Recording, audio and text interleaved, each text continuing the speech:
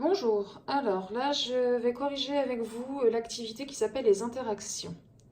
Alors dans la question 1, on vous demande dans la situation 2, explique pourquoi nous pouvons dire qu'il y a interaction entre la balle et la raquette. Dans le document 2, on vous explique ce qu'est une interaction et donc la partie la plus importante est que le mouvement de l'un dépend de la présence de l'autre.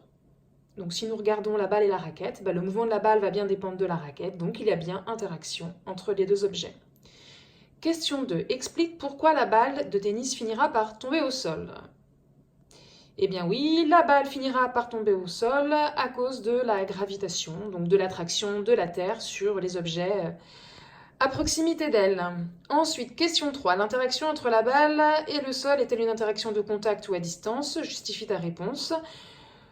Donc l'interaction entre la balle et le sol est bien une interaction à distance, car la balle, lorsqu'elle est en l'air, ne touche pas le sol, ne touche pas la terre, donc c'est bien une interaction à distance. Et enfin, question 4, pour chaque situation, représente le diagramme objet-interaction. Alors, pour le livre, donc nous mettons toujours l'objet étudié au centre. Le livre est posé sur la table, donc il y a une interaction de contact avec la table. Donc lorsque c'est une interaction de contact, on met une double flèche en trait plein.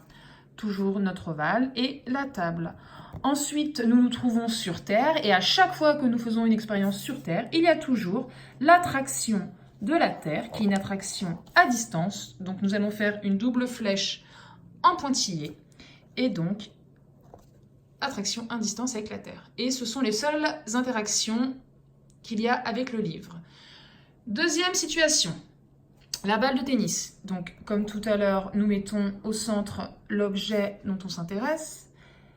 La balle qui est en interaction de contact avec la raquette. Et donc, c'est la raquette qui va dévier, qui va changer la trajectoire de la balle. C'est donc pour ça qu'ils sont en interaction et de contact car ils se touchent. Et vu que nous sommes encore sur Terre, il y a toujours l'interaction à distance avec la Terre. Donc, interaction à distance des pointillés.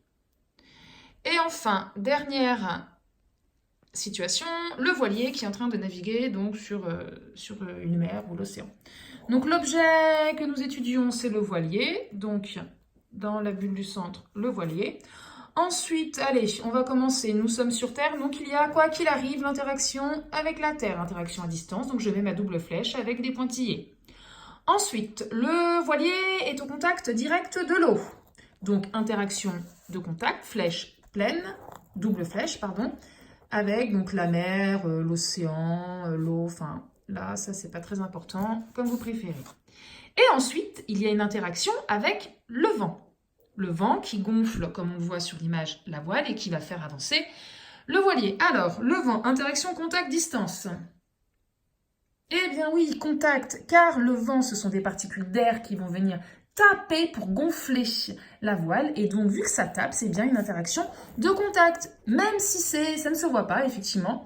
L'air qui vient gonfler la voile est invisible, mais donc vent ou air, comme vous voulez. En tout cas, interaction de contact.